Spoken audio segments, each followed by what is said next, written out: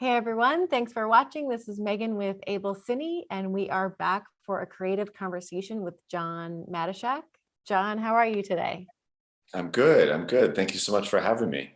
Absolutely. I'm really excited to have you back. We had our first talk with Creative Forces with John over the summer of 2021, where we looked at his history of filmmaking and his career, and also what inspired him to get into filmmaking.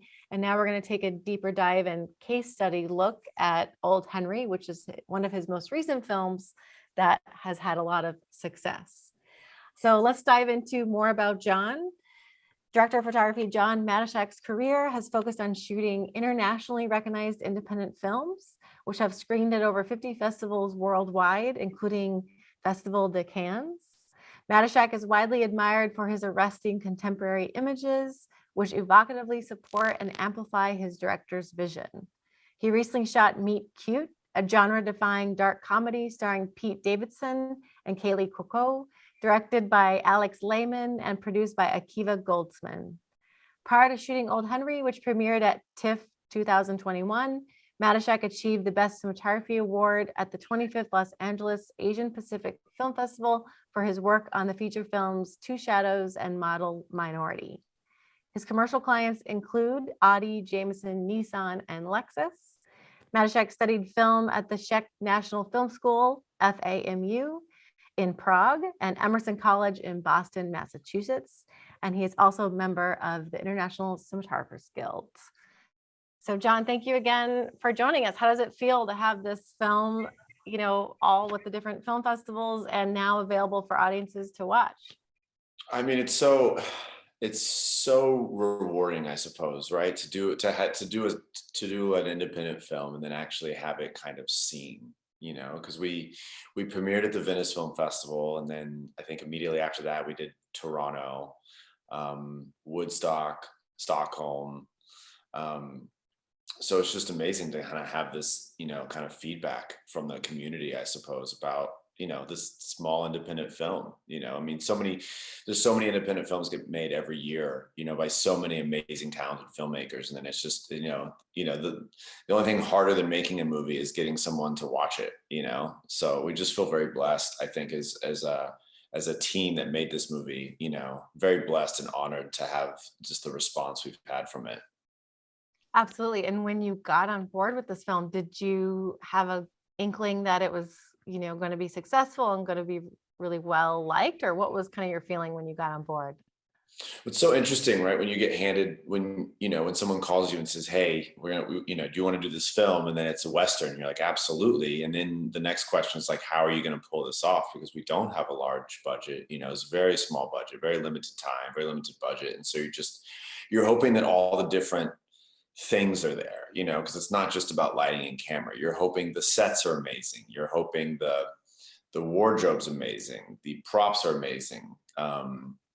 You're hoping all these kind of things reach a threshold that create a Western that's authentic and that actually feels like a West, it just feels like the Westerns you're used to watching, and so that was like the challenge, I think. And so we just had a really great group of filmmakers that I think individually all took that on themselves to make this like their Western, because this was, for me personally, this was the first Western I'd ever done. And so I think there was a couple other department heads as well that had that same kind of drive and passion and this responsibility to the Western genre to kind of elevate it beyond our budget. And so yeah, no, if you ask me, the Potsy Ponstroli and I, when we're eating spicy McChickens on a hill, talking about how we're going to try to like shoot some of these action sequences, did we think it was going to, premiere Venice? No. Did we think it was going to be, top of the iTunes charts? No way. We're just filmmakers trying to figure out how to make this movie,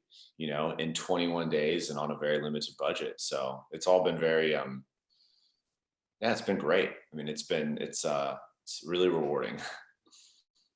I bet, absolutely. I think it's interesting that you hadn't done a Western before. I was going to ask you that because I remember in our Creative Forces talk, and I encourage everyone to go back and listen to that, you have done a lot of different genres. You've done commercials, you've done music videos, you've done features in different countries, more in the drama, genre. So what was that like to get on board with this project? I think a lot of filmmakers are often in the situation, or at least feel like we might not get a job because we don't have something exactly like that on our resume, so, or in our body of work. So could you touch on that, getting on board with this project, without a heavy Western background?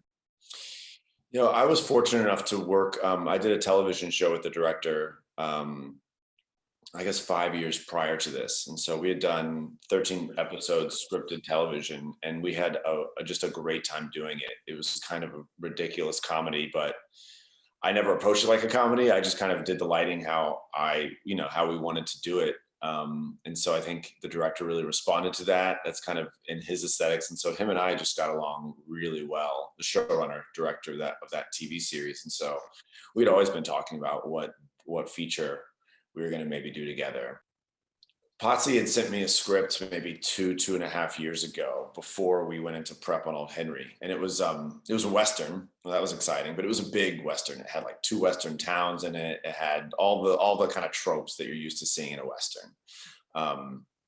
And so while they were actually scouting for that film, they came across a property, which is the property we ended up shooting at. And they kind of had this, I think Potsy was inspired by being in that space, standing on the footsteps of that cabin, looking out over that hill, and kind of imagine what if some bad guys rolled up over that hill, what would that be like? And so that kind of started this development of Old Henry. And so it was kind of written around that property in mind, to a large degree.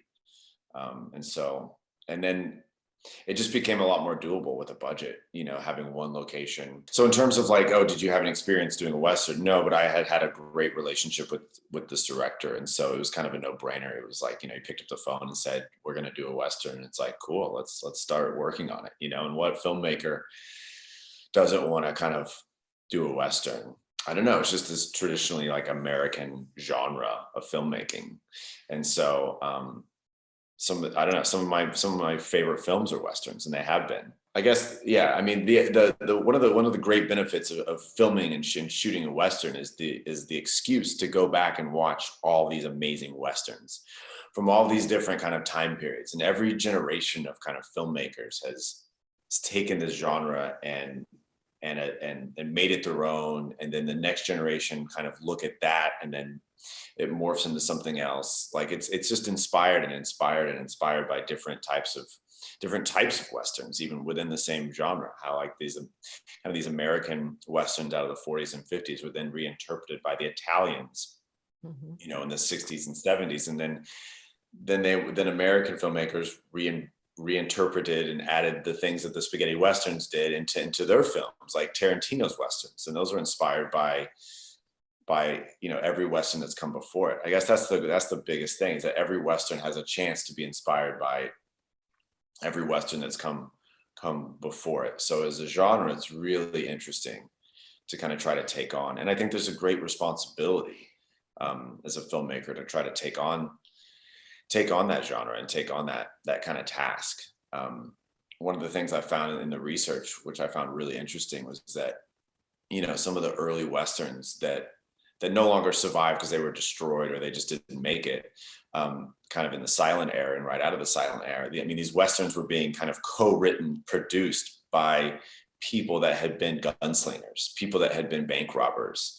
And there's even one case in where there's a bank robber later on in his life had actually like recreated the same bank robbery he did, but in a movie. And I think that's really interesting. You have this kind of like, it's this historical genre, but you also have this early films that were made that kind of captured this Wild West, this American frontier. So I just find that super fascinating. I was just going to ask if that was part of your prep for this film. Oh, absolutely. Yeah. I mean, I feel like every year I pick a few Westerns and watch them. Yeah. Just hearing that, I think it's so interesting. It's like an actual time period and not just a genre. I think sometimes people can think of it as the genre. Well, no, this was an actual time period where a lot of these things did happen. So you're also having the responsibility of kind of portraying that time period as well. Yeah, and then, like, what do you want to say with that? Like, what is the story about? You know, because I feel like even within the Western, there's so many different types of kind of stories to be told. And Old Henry, you know, ours was just a story, you know, ultimately just a father and son trying to survive.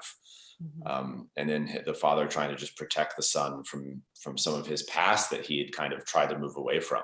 Were there specific aspects of the genre that you wanted to make sure that you honored and other ones that you wanted to kind of change and stylize, for this film? Is there anything you could speak to about that in terms of like kind of like a rule book of things from the Western genre, as well as things maybe that you put your own twist on?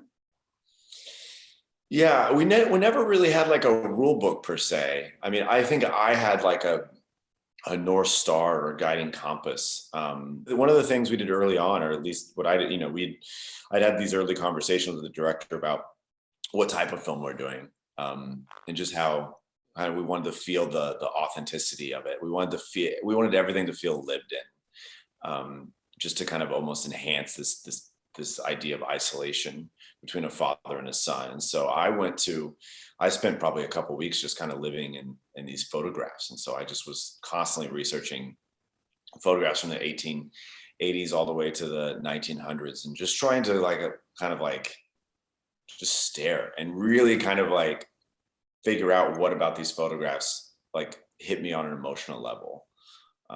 Because some of them, you know, you go through them every once in a while, you'll hit one where this portrait, you know, just kind of just stops you. It stops you in your tracks, and maybe you feel something about this other person's human experience Mm. that lived over 100 years ago in this really hard kind of life, and what he was dealing with, and then trying to kind of capture that.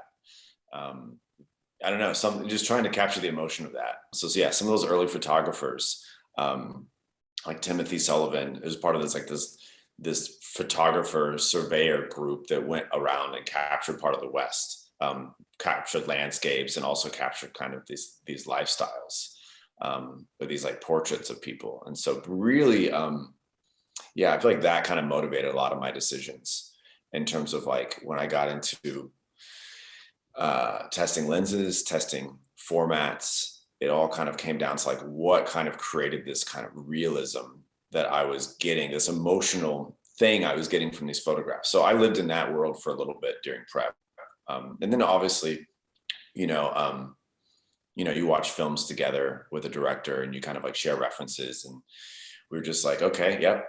You know, it's like it was very much on the same page from the beginning. You know, we referenced Open Range because we liked how that film kind of dealt with the gunplay, and how loud and how heavy the guns felt.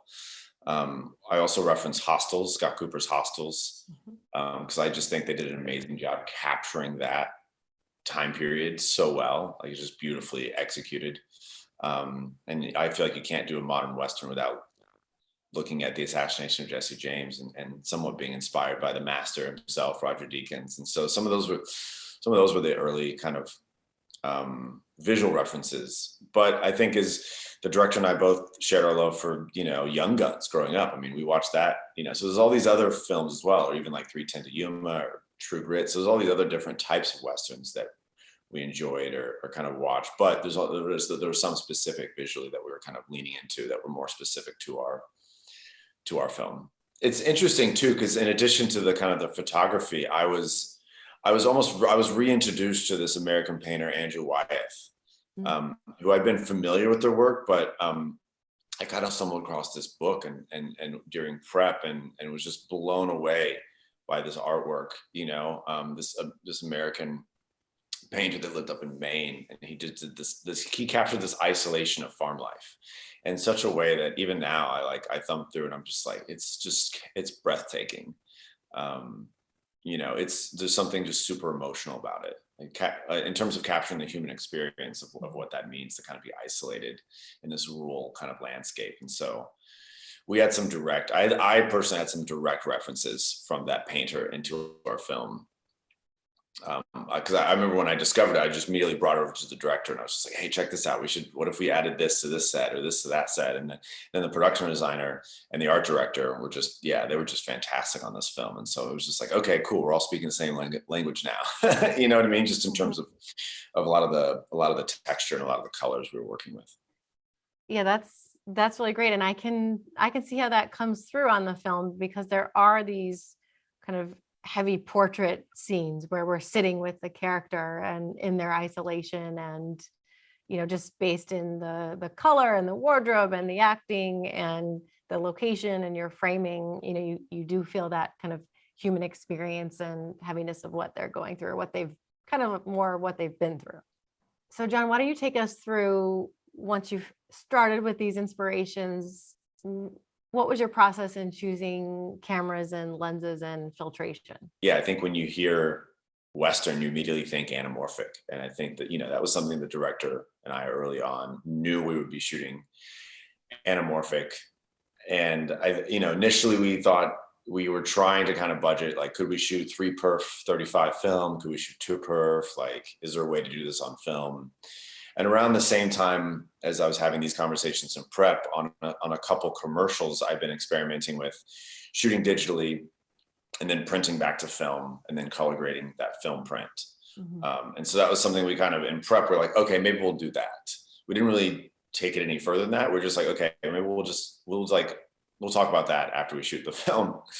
And so we went into kind of testing a bunch of lenses. And I mean, I tested a bunch of lenses on this, I guess we just started testing a bunch of vintage lenses, because originally I was thinking it'd be more of a vintage look, and in some of the imperfections in this like early photography, I was like, oh, well, some of these lenses, like the Crystal Express or the Tadeos or the Cinevisions, or even some really, really great square font Lomos, maybe that's like the vibe for this. But ultimately, I ended back on one of my initial instincts was master anamorphics, just because I wanted the clarity of the lens. And then through kind of filtration, we could then distort and create those imperfections as much as we could. But I mean, it was literally up until probably a week before we started shooting, I had multiple lenses on hold, because we were kind of going back and forth, which I know drove my producer crazy and drove my camera crew crazy, because we're like, what's the choice? And and so it really, what it actually took was taking these lenses actually to our set and seeing what they look like. Mm-hmm. And our farmhouse that we were shooting in was I think it was from 1870 originally built. And so there's not a single wall or floor that's level in that farmhouse. And so that ultimately was like, well, I can't have too much distortion, because it's already so distorted just by looking at the interior of the house with the walls and how they're shaped and stuff. And so master anamorphic just seemed to be the right call, just from clarity from side to side, and then we were able to kind of in camera do things with the high ISO with some LUTs that we created, as well as just different types of filtration to kind of create that texture, because we knew we always wanted a textured, like we always wanted it to look like a 35 millimeter film. We knew we wanted a heavy kind of texture on it. There's nothing going to be clean about this movie. We knew that from the very beginning, and so it just became of like, how do you achieve that? And through kind of testing. And even into our screen test, I think we even tested some crop sphericals. Like we tested a lot of different versions, but landed on the master anamorphics. I love the idea of, you actually ended up using modern lenses. So you had the consistency and the speed, and then, through filtration created the look that you wanted, like that combination. Well, yeah. And it was something also, was like, as we were kind of in prep, it was like Max and Ruby, our production designer and art director, they did such a fantastic job with these sets.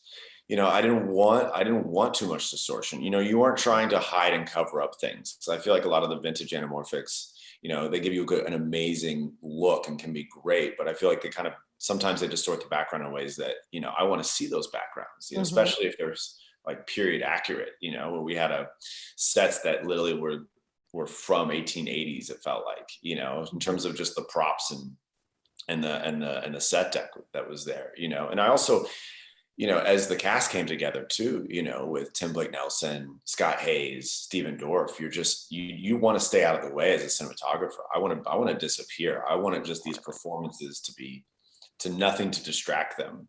And so if there was like a, you know, a horizontal flare or a bowing of an image, you know, I feel like for our kind of quiet film, it made sense to kind of stay, because we were doing longer shots. And so things are going to be analyzed a little bit more. You're going to have to look at certain frames a little longer, you know, because we're not an action film. We have action in our film, but we're not an action film. And so I just was like very aware of trying to make sure I didn't stand out, you know. I wanted the cinematography to be seamless and you not even really think about it when you're watching the film, and just focus on these actors who are creating these amazing performances. Let's take a look at the opening sequence of Old Henry, and John's going to walk us through this scene and the making of. So John, tell us about this opening sequence. Sure. We knew, I mean, the script always had kind of this cold open, right? Where the audience is immediately kind of thrown into some action and you're kind of not sure what's going on, but you're just aware that something's going on. And so, I mean, it's interesting. The first shot, this was something that we kind of discovered on the day when we were kind of just prepping, like testing the camera. We just did this tilt down, and Potts and I looked at each other and said, oh, this is the opening shot. Originally, it was going to start in a creek bed and we were going to shoot that at the end of production. But then we kind of got this additional running stuff that we had.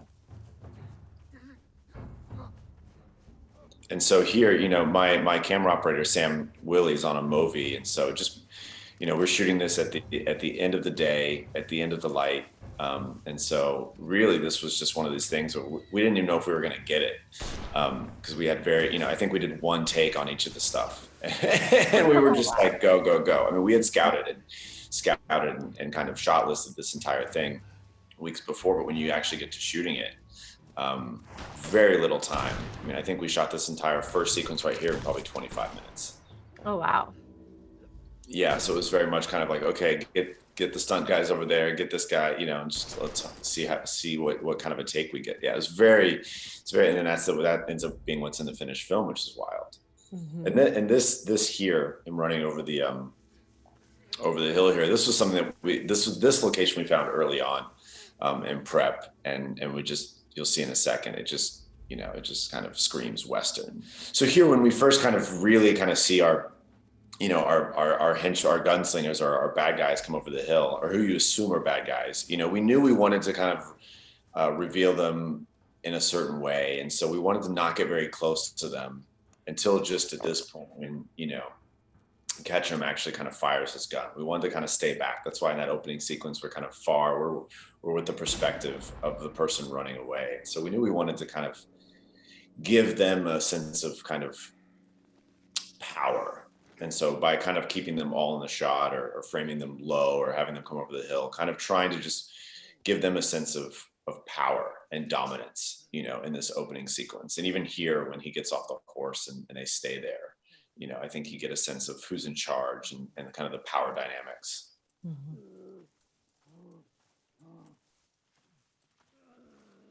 And again, here, you're not really sure what's, you know, what's going on. You're kind of just grasping as an audience, trying to figure it out,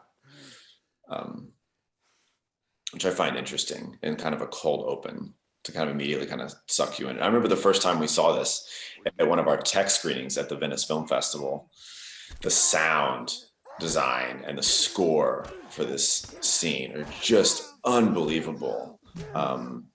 You know, that's when, after watching this opening sequence at that tech screening in Venice with the director, it was just the director and I and our producer, and we both kind of looked at each other and we were like, I think we made a Western. It was the first time it all hit us, you know, seeing this fully colored with the sound, you know, in a giant 2,000 person empty theater, because we were just kind of teching it out.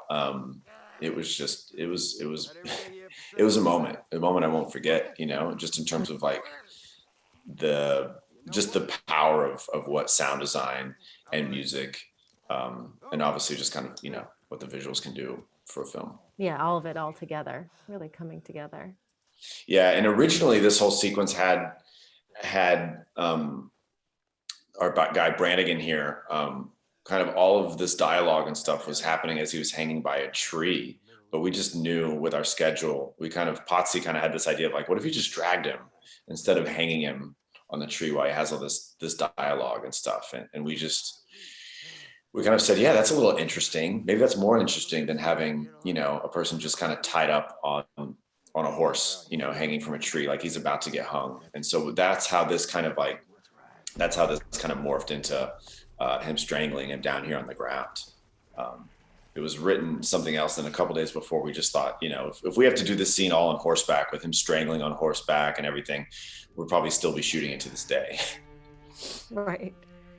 And there's a couple of things there that I noticed is, we're put into the POV of, the person getting killed there, really. I mean, there's a moment where Stephen Dorff's character is using his foot and he's stomping, and the camera is kind of like, we're almost looking up at him. So it's really kind of giving him that power dynamic and that villain immediately. And you do that a few times throughout the film where we're kind of the POV looking up at a gun or up at, So could you talk about that decision a little bit? Yeah, I mean, just this idea, I think that was one of those decisions on the day where we were like, oh, what is more interesting right now? And I feel it was much more interesting to see the person struggling to kind of cause the violence than the person that was actually getting kind of attacked, I guess, or hurt, Mm-hmm. it just seemed there was something about what Stephen Dorff was doing, and that struggle to like, what does that actually mean to like kind of cause violence, to another human? Like that's really intense. It's really dark. And so I think we just kind of wanted to explore that in that moment, again, of creating this authenticity of what would it actually have been like to kind of do some of these things, because I think they're kind of glorified, and some Westerns kind of glorify them and use them as just kind of tropes, I think, violence and action. And we just don't have a lot of action in our film. So I think any kind of act like that, we wanted to have a lot of weight to it and make it feel like, wow, what would that have actually been like? Yeah, there's even that moment at the end of that opening sequence where we stay with Stephen Dorff, as that's happening. We stay, your camera kind of moves in slowly to him, and we stay with his emotion and, going through that process. Yeah, absolutely. Now let's take a look at one of our second clips here. It's a little further into the film. John, why don't you take us through this one and tell us a little bit more about the making of this scene? Sure. I mean, this is, again, this location that Potsy had found and that we had kind of done all of our kind of prep on. And Potsy and I probably spent 2 or 3 weeks just driving around on an ATV trying to figure out where all this action and all this stuff was going to happen. And so to be able to kind of like do a shot here and kind of wrap around and then see down into the valley at what this tracker is kind of noticing, and then to be able to kind of immediately turn around and see a hill with a road on it right here and not have to piecemeal these locations together. It's so rare on a smaller film like we were. And so it was just a joy to kind of just be able to kind of create this world that actually kind of mapped out from where people are.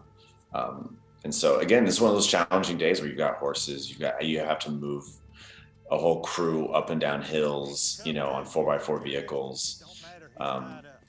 And so, yeah, just every day seems like a challenge, you're coming up to one of my favorite shots in the film, actually right here, just to show the sense of isolation, definitely taken straight from John Ford and John Wayne. But again, it's just this sense of isolation. And now our son Wyatt is now kind of alone with this wounded gunslinger that they've taken in. Yeah, I love that shot. And with your inspirations with the genre as well as the narrative itself, I found there were a lot of frame within frames, so we're often behind a doorway, behind a window frame.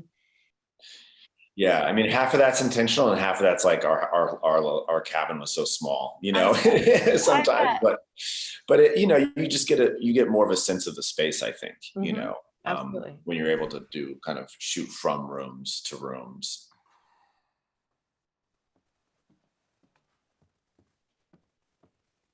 you know, and this was a shot we had kind of, Potts and I discovered early on this reflection. I really love the bevel of this glass. And so we kind of were able to put it in as a transition from one room to the next.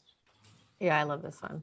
I think that one's great. And there's some of the natural light that we had kind of seen coming through this window one day, I think early on in the shoot, you know, we just kind of just tried to recreate that when we kind of came to shoot this sequence from this, like this closet that had this, just a beautiful, you know, vintage window in it. Mm-hmm.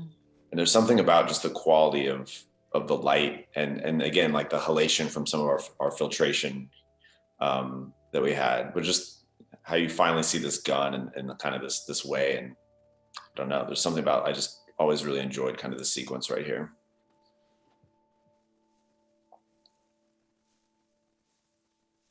And then of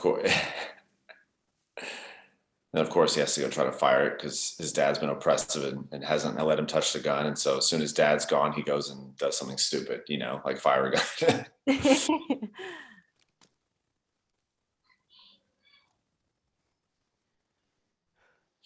And you know, and even in this sequence is something like, you know, sure, you could rely on kind of visual effects, but you know, this was all done practically with our you know, on-set special effects department.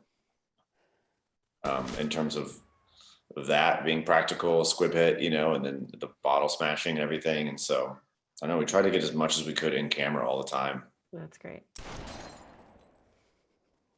So now let's take a look at this clip. We are going through the field, and John, why don't you take us through, you know, what the season was like, what the weather was like, how that added to the actual logistics of making a film like this? Yeah.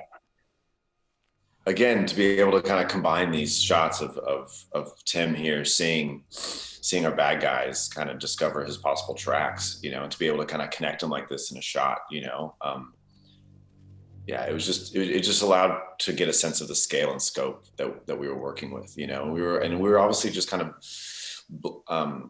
fortunate enough that we ended up shooting this in the kind of the winter, you know, and so instead of things being green, everything was kind of like gray and dried up and dead for the most part, you know. And early on, Potts and I discovered this field of this tall grass, you know, this hay or tall grass, and so we just immediately thought, well, what if this kind of cat and mouse thing happened in the weeds, you know, instead of in the trees? I think originally it had kind of been, you know, in trees and boulders, you know, as scripted. And then, you know, when you're presented with an opportunity like this, like, is it actually possible for someone to hide in the grass? And then Potts and I would take turns doing it and losing each other on our kind of director scouts as we're kind of storyboarding everything.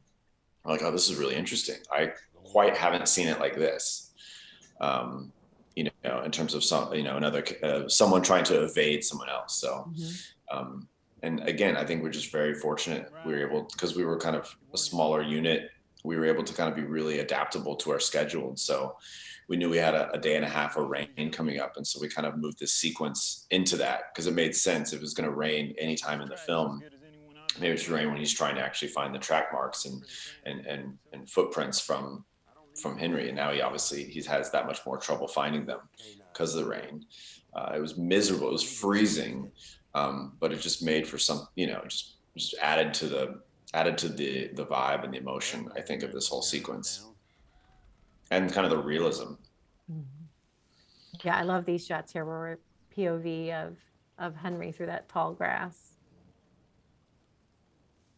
Well, it's something too, like we knew we weren't going to get like close-ups of everyone in this sequence, because then it just becomes you're manipulating visually, you know, you're telling the story in a different way than kind of these like kind of bigger visual frames, you know. And so even just the keeping things in 2 shots and wider shots as much as possible, if the information is conveyed in them, it just works for us.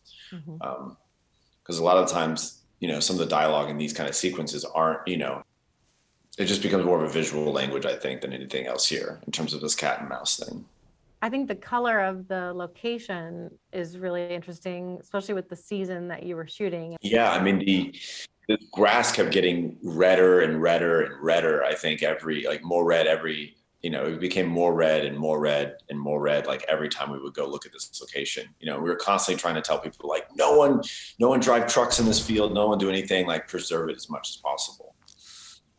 You do have that contrast of kind of some of the more winter dead trees with some green coming back. I think that's really interesting too, is it's kind of this mix of desolate and yet there's a tiny bit, of life kind of coming back.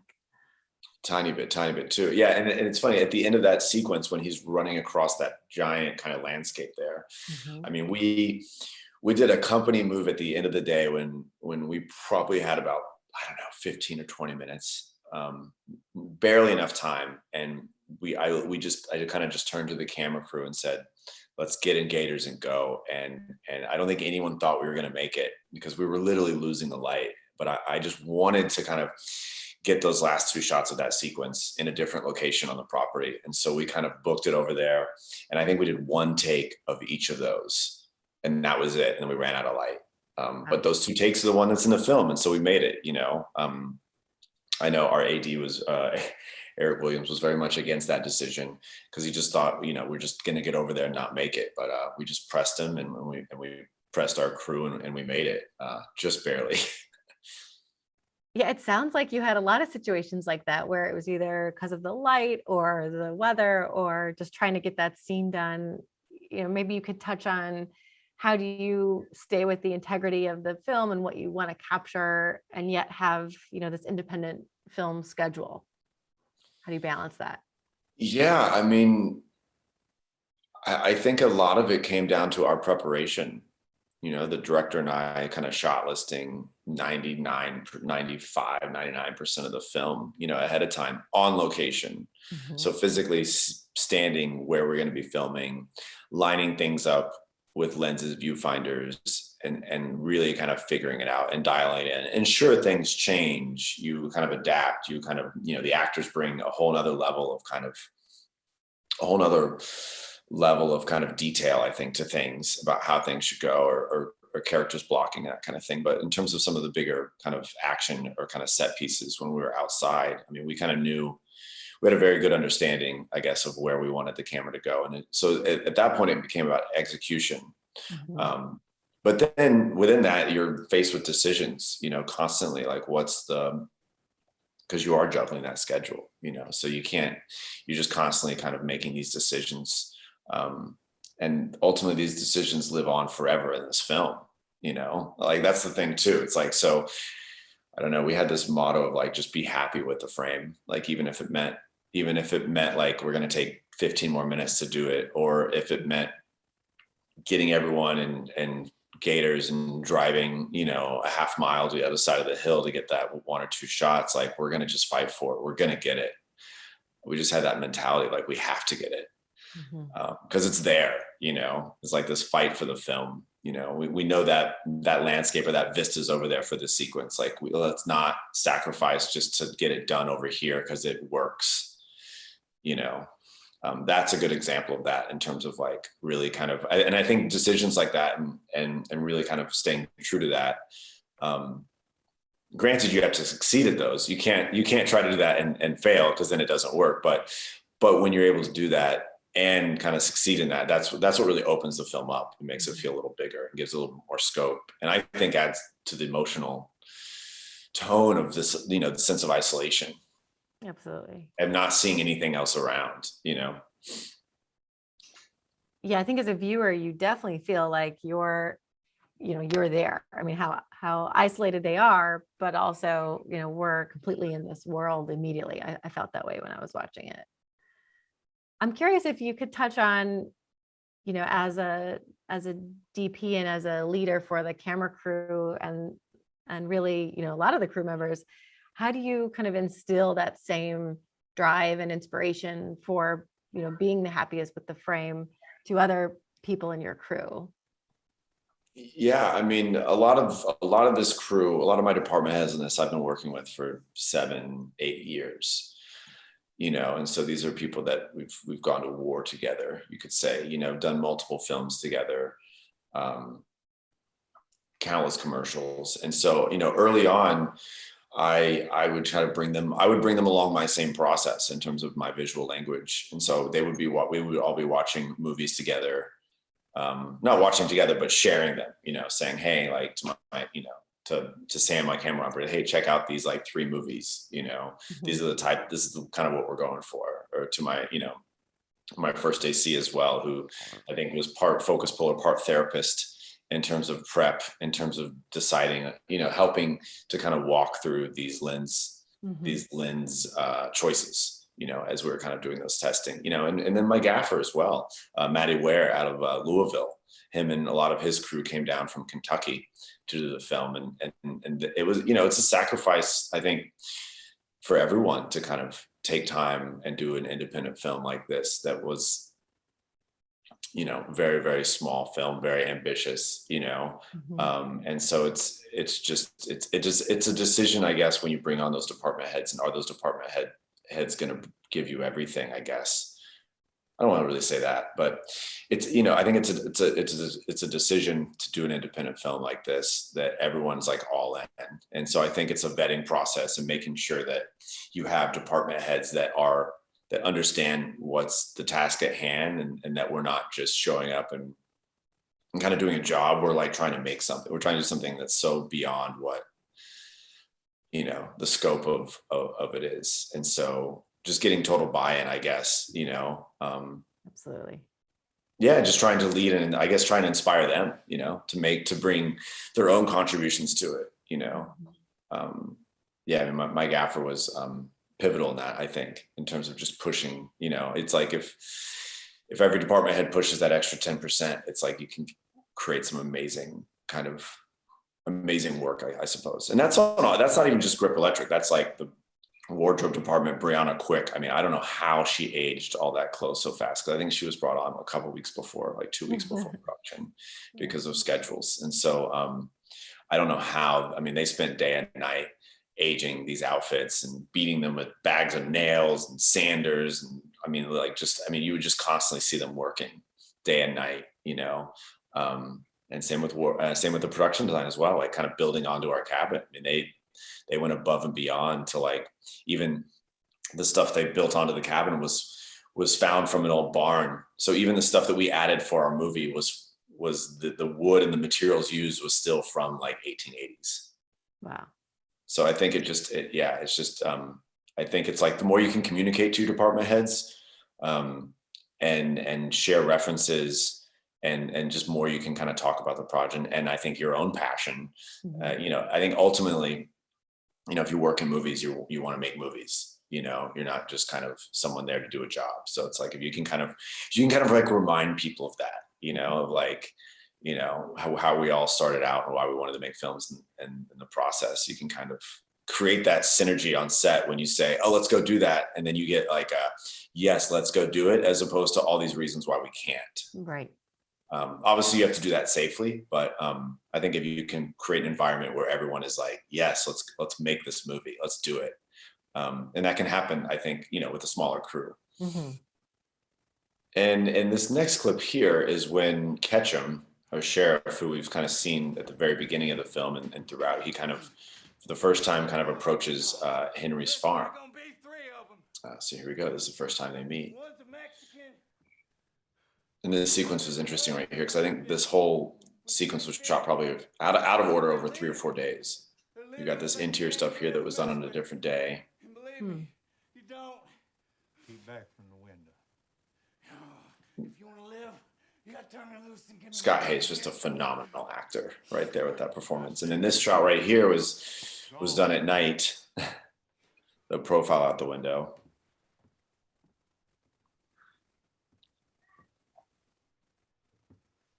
I love the 2 shot of the father and son, you know, profile, both looking up. Yeah, that was something that we're like, oh, we lost the light. And so we're like, how do we shoot that and still make it interesting? We're not seeing out the windows, you know? And so it just kind of like, we just lined them up and we're like, I think this works. This is kind of interesting. It was interesting, you know, it was something that I hadn't initially planned on. I don't think. I think we're going to be more kind of behind them the whole time. And obviously when you can't shoot out the windows because it's night. And then obviously this is a whole different day as well. So it's like basically like just trying to create consistency through this, you know, through our lighting from room to room. over a course of multiple days. The scene definitely builds suspense, because Again, this hill, I mean, this hill was Yeah. one of the reasons we picked the Potsy kind of, developed this idea, was because of this hill that the house looked onto. Lately goes by the name of Curry. And I think originally, like, I think some of our stunt coordinator wanted them to, like, ride quickly down the hill, because that's what you do. And I think Potts and I are like, no, let's have them walk slowly. Like, maybe that's even like, a little more interesting, a little bit more menacing, if they're kind of slowly approaching. I think that's what I find suspenseful about it, is because we know something's about to happen. We don't know what. It's not leading us to it automatically. Yeah. Yeah. And this is one of my favorite scenes, I think, in the whole. I remember when I first saw the first cut that Potsy had sent me, I was just like, wow, this scene is just, I don't think it's really touched since that first edit. I mean, it was there's just so much weight to it, even just kind of filming this scene and having these two kind of Goliath actors, right? Stephen Dorff and Tim Blake Nelson, kind of just talking around. They're like talking around everything in such a way that's so smart, in terms of the dialogue that was written and everything. And so from visually, I just wanted to stay out of the way, and not get into a bunch of different coverage, in terms of the size of shots that we were doing. Obviously, we have multiple angles on things, but tried to really not kind of build the suspense with the edit, more with just the performances. Yeah, I think the scene is really unfolding, which is nice, because as a viewer, you're really kind of in it with them and not jumping between the different coverage shots. Yeah, and trying to keep it in Henry right here, where you see the gun in his hand the whole time too. That was something we wanted to do, because there's a moment which he cocks the gun. Your last name McCarty? That's right. Which we don't show you that, it just becomes that. And that was something that, that was on the day. I think people were like, oh, do we need to make sure that, we see on camera him cocking the gun? But we kind of wanted to be like Catch 'Em, where he just looks down and it's already cocked, like it would have happened naturally. Nice. Yeah, from the looks of things, you've been out here a good many years. Nice situation. All nestled up here in the hills. Hard to see from a distance. I also noticed in the cuts here between, Henry and Ketchum, that they are center framed. And so it feels very like kind of that power, and also the weighted, feeling of their characters. I thought that was interesting. See, and now you notice the gun's cocked, but we didn't show you him cocking the gun. I don't know, just little details like that. But no, with the center frame thing, it's interesting. That was something that maybe just, that was not a rule we set out to do. That was just, I think, instinctually on the day when we're framing these things up. If I put them on one side of the frame, two left or two right, it just felt, I don't know if it felt too traditional, or there's something about it that kind of lost its weight. Mm-hmm. And it's interesting. And then someone pointed out that, I wonder if that's because of this like photography that you've been looking at, because a lot of those were center framed. And I was like, oh, wow, interesting. The portraits. I was like, maybe so. On a subconscious level, like it just didn't feel right when they were on too far or too right. But when they were right in the middle, it kind of just gave this weight. And there's a good possibility that was from all those kind of early photographs I was looking at. Absolutely. Even that right here was kind of from a photograph, how they're just kind of perfectly almost centered there, Mm-hmm. as opposed to off to one side or the other.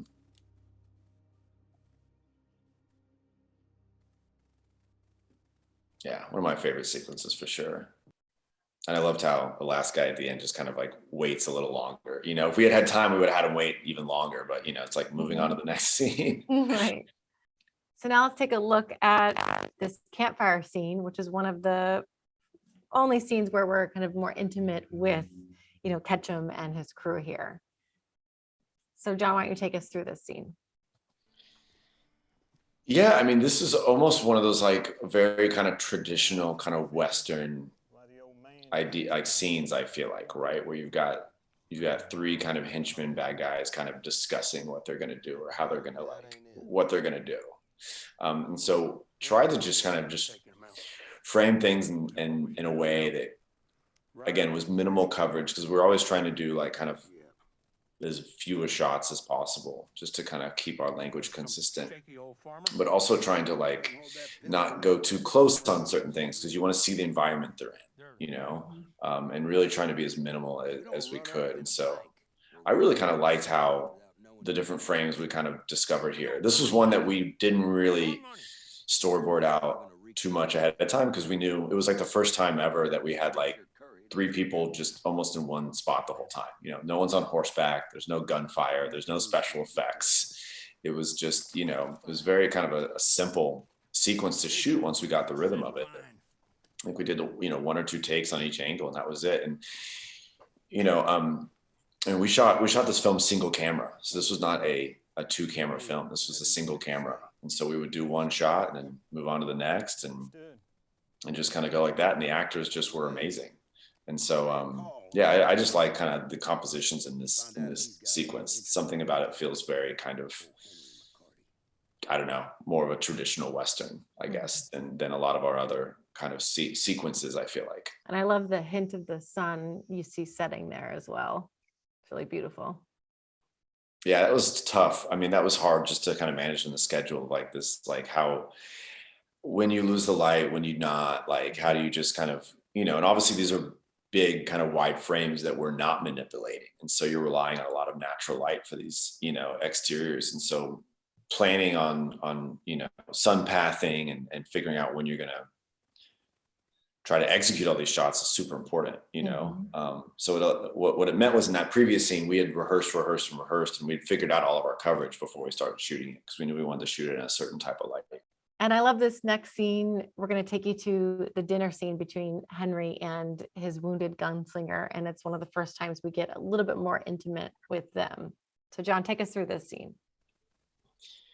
Yeah, I mean, this dinner scene was something that Patsy and I spoke early on about, just in terms of kind of what this scene was about. And Patsy had some really kind of strong and really great ideas about the power play within this scene, you know, and how it should be an interrogation, you know, at first, and then it's like an interrogation and then a test. And so, you know, coming up against an 8-page scene, 2 people sitting at a table, how do you kind of make that visually interesting over those 8 or 9 minutes? And so we knew, we kind of had this idea of like, we're going to start outside and kind of hold these shots as long as possible, you know, kind of really challenging the audience.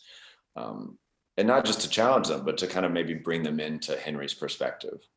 So you're really kind of having to like lean in and try to latch on to what Curry, our wounded gunslinger here, is kind of saying, and the information that's being conveyed here, kind of for the first time in the film, kind of pausing, you know, stopping from all the other stuff of like kind of running around these hills and searching and hunting, to really just kind of, oh, these are like, what information is being relayed right here.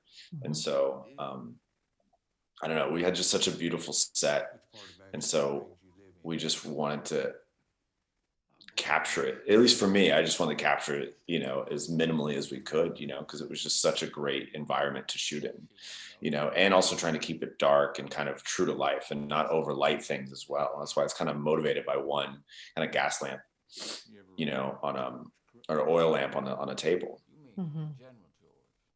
And then when you finally cut, it becomes a thing, you know, and when you finally kind of change the visual language up, you kind of are maybe more engaged, you know. And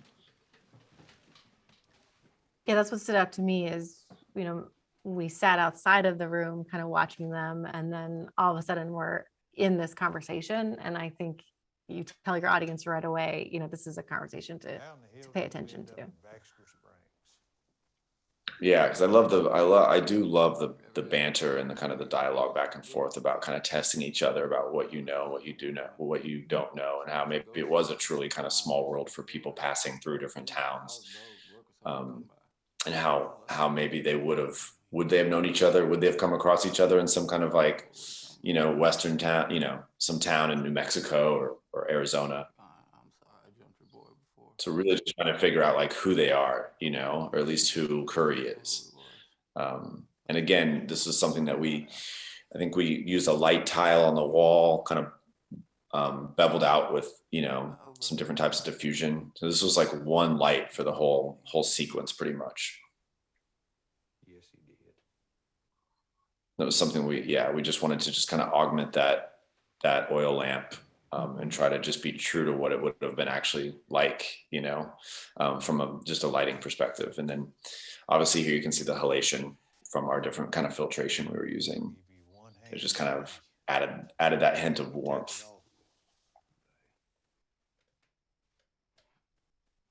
And did you experiment with different densities of the filtration, you know, especially for your different? Yeah, I used glimmer glass, I used pearlescence, I used black satin. So we didn't have a one filter fits all. We kind of would change it out based on the different lighting conditions. And different focal lengths. So, I think all those kind of filters kind of can do the same thing, similar effects, you know, it's just different varying strengths. Mm-hmm.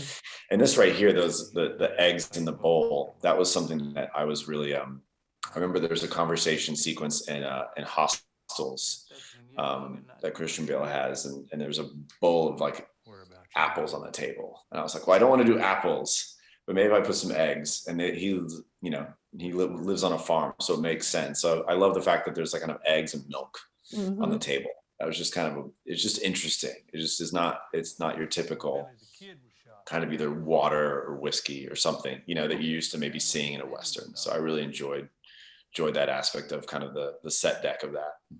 I like that. And obviously here you see him testing, you know, he's testing this gunslinger. You know, is he going to grab the gun? Is he not going to grab the gun? What's he going to do? Boy, I used to make what money I could doing chores for a fella by the name of Peter Maxwell. Same Peter Maxwell put the kid up for the night.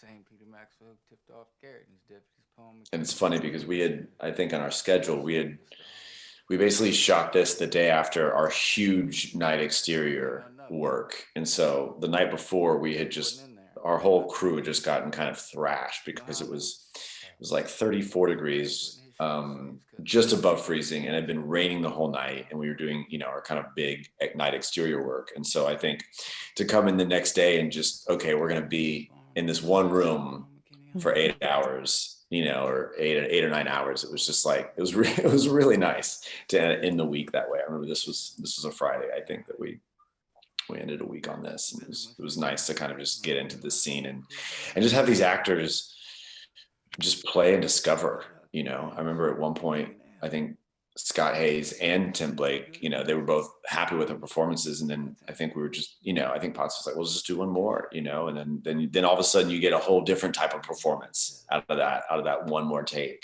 you know. Mm-hmm.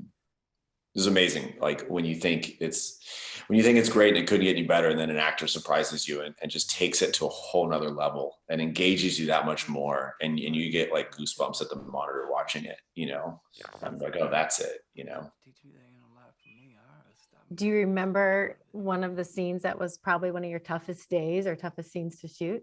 I mean, it was the night exterior, which in the film happens kind of right after the sequence.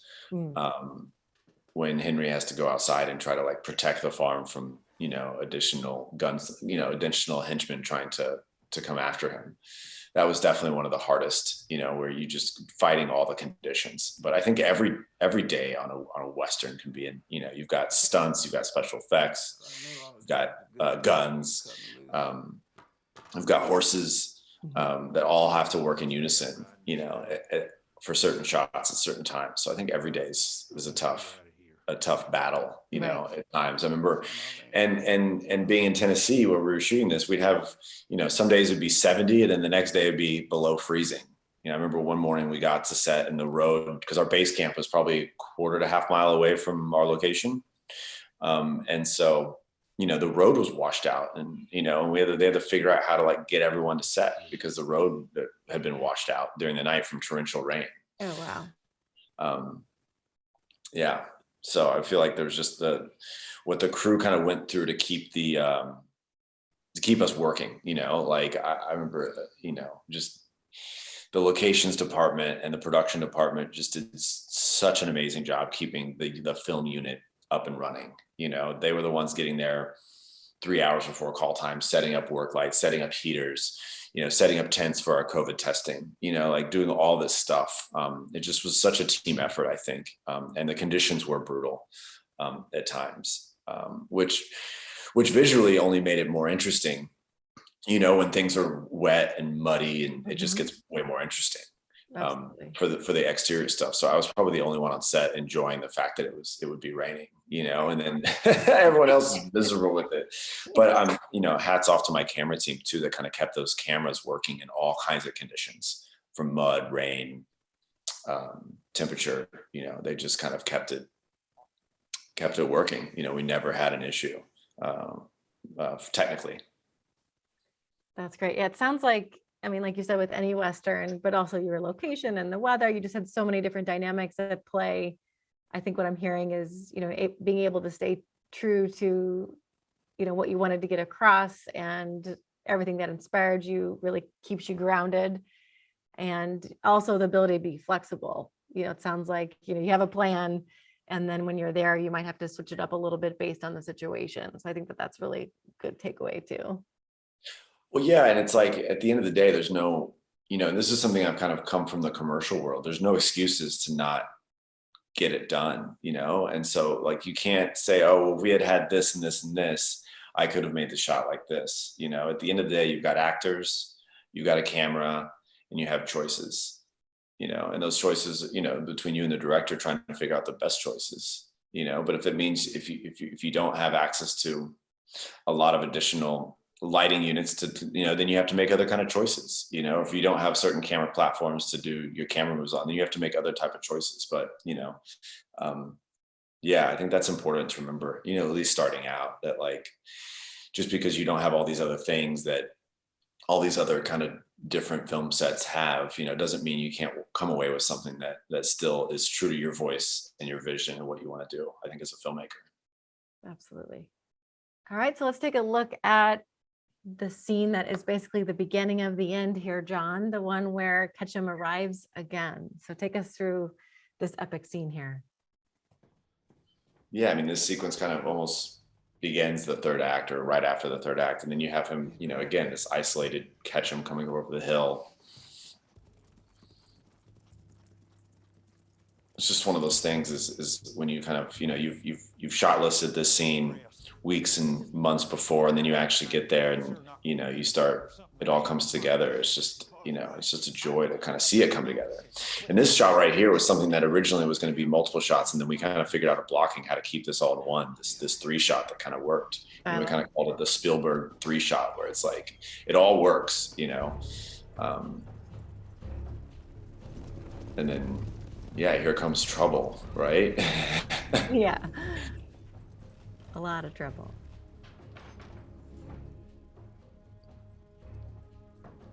Yeah, and you really feel the weight of like, what is Henry going to do right now when he's up against a lot. Yeah, I really felt this weight of, Henry didn't want to have to deal with any of this. That's why he's isolated and has his son. Mm-hmm. Now, he's having to make these decisions, and I think that shot there really kind of move in on him, as him realizing, I'm gonna have to make decisions here. And I love this POV through the window, that we got, because it's something like where you see everyone, but you're really focused on Ketchum here, and you get this like organic distortion from the windows that have been broken out from the gunfight the night before.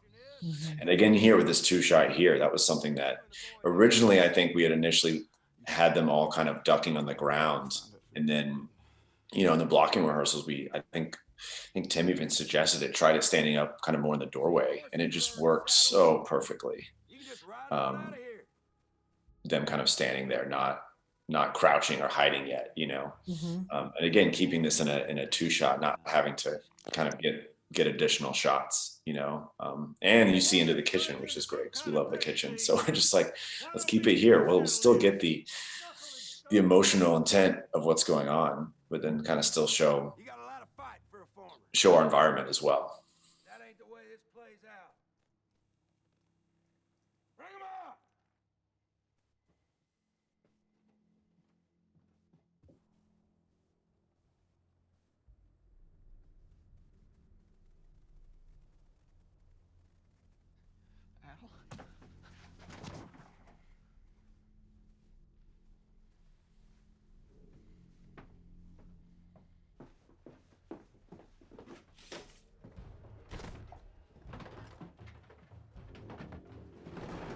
Yeah, and this is really when you get, you've kind of got an idea of old Henry, but then you kind of get a lot more sense of what's been going on, I think, as he kind of starts to Listen to me. fall back to his old habits, I suppose. Mhm. I'll stall as long as I can, but I want you to sneak out back and hole up at Rogers Hill and wait for me there. Only use this if you have to. Let me fight. I can't do this right if I'm worried about protecting you. Just turn me over. You don't, they're gonna kill us all. You and me both know they're fixing to do that anyway. And yet you expect me to run out into short gunfire? Your boy's right.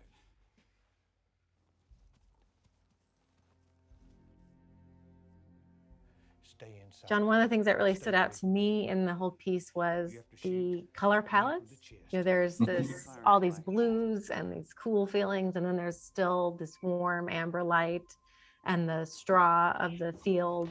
Take us through some of those color palette discussions, and we could also talk about your color pipeline as well.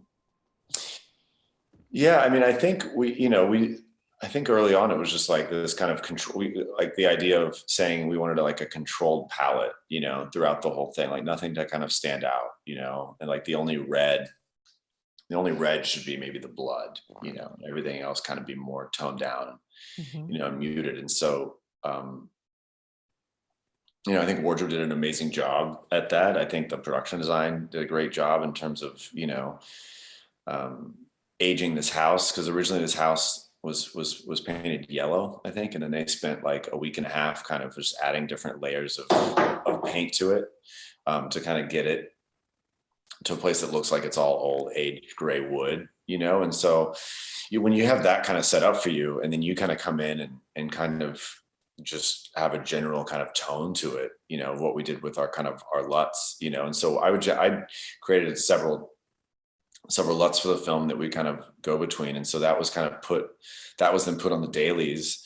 And then if there needed to be any adjustments with those dailies, my DIT would just make those slight adjustments. And then, I'd say 95% of the film looked the way it did, when we went into the grade, at least the idea of what we wanted. Mhm. And then, so going into color, which was done by Derek Hansen, amazing colorist. He kind of really gelled it all together. And there were a couple sequences that needed a lot of help, just because obviously the time of day you're shooting, you're just having to like kind of manipulate things with the coolness and the warmth. But yeah, we got really lucky with just, trying to kind of shoot our exteriors at when there was cloud cover, and run inside when there was sunlight, just in terms of trying to have that palette be the same, and having that same kind of quality of light, with this kind of overcast light on the outside as well as, on the inside, and to kind of create that palette on the inside, we were using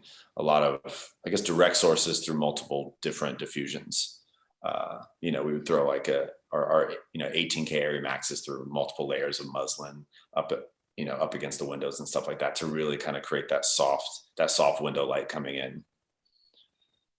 So yeah, I was really, really happy with kind of the texture that the Alexa Mini paired with the master anamorphics, shooting at a high ISO with lots of filtration in the box kind of gave us.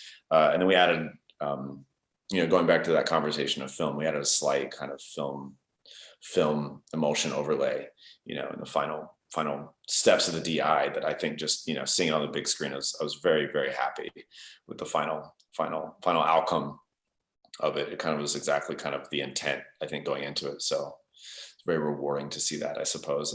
And that comes from being supported by amazing kind of, amazing DIT and amazing colorists, and a group of producers and director that understands the importance of all that, of doing it the right way, and not kind of skimping, in post, taking that time to get it right. Absolutely. And here we would do our wide shots, at the end of the day, when I didn't have direct sun on everything,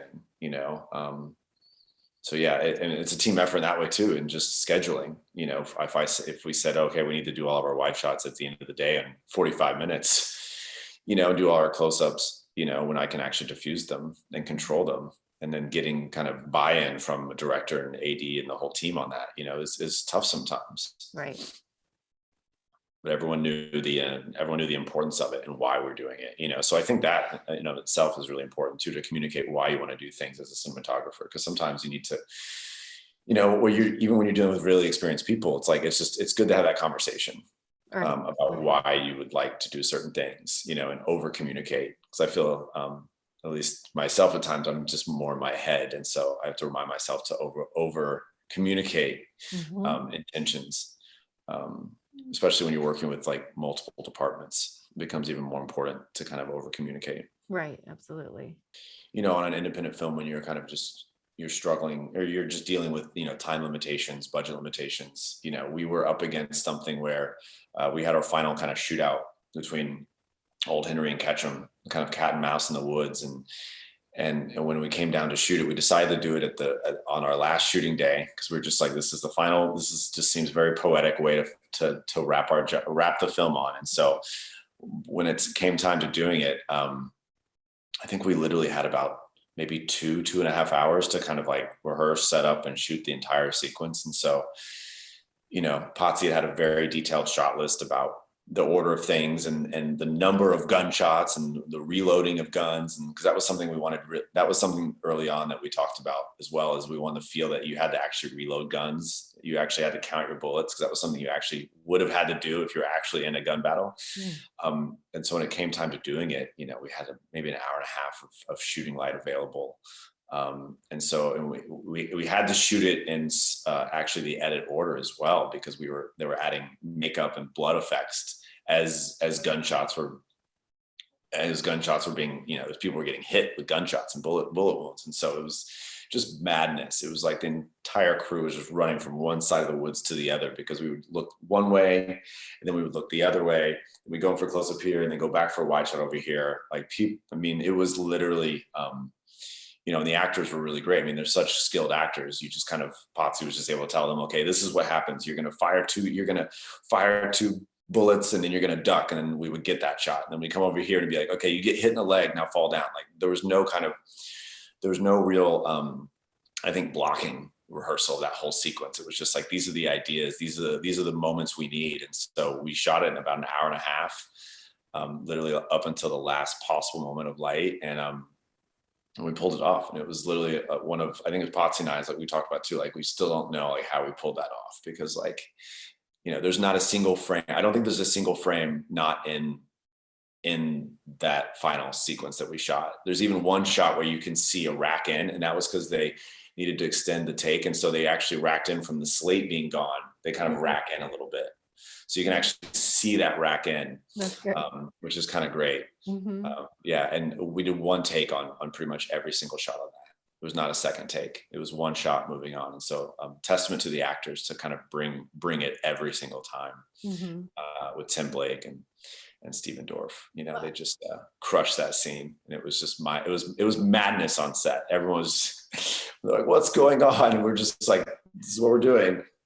Well, I think it shows like such a great team and teamwork that you had to be able to handle such a big scene, a lot going on, a lot of dynamics in that amount of time. And, you know, and then have it make the final piece basically as is amazing. It's one of those things. It's like almost like an experiment in film school that you're maybe tasked to do. Like, okay, you have to shoot something in you know, in camera edits, you know, like how do you do that? And so to find yourself years later on set doing it with like these prolific actors, I think, you know, on this film that you've worked so hard for, and it to be the last scene you're shooting, you're really putting yourself in a corner of like, you're going to sink or swim right now. You know what I mean? And so, yeah, we were very, very happy and relieved, you know. And it's also one of those sequences we had talked about shooting for a long time. And so, you know, the fact that you get on set and then an hour and a half later you're done shooting it, you're like, I hope we got it. John, do you think there's something that you learned in the making of Old Henry that, you know, you're going to bring into your other projects? I feel like on Old Henry, I felt like I discovered a lot more about my prep process, because it had been the first feature I had done in probably 6 or 7 years.